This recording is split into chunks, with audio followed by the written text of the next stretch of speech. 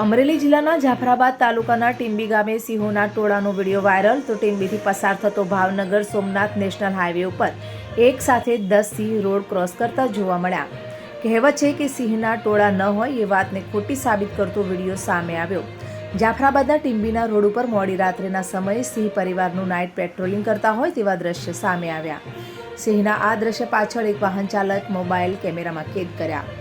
ગીર જંગલના વન્ય પ્રાણીઓ ગીર બોર્ડરના નજીકના ગામડાઓમાં અવારનવાર આવી ચડતા હોય છે, ત્યારે શિકારની શોધમાં સિંહો ગ્રામ્ય વિસ્તારમાં આવી ચડતા હોય છે। અમરેલી જિલ્લાના ગ્રામ્ય વિસ્તારમાં અનેકવાર સિંહોના વિડીયો વાયરલ થતા હોય છે।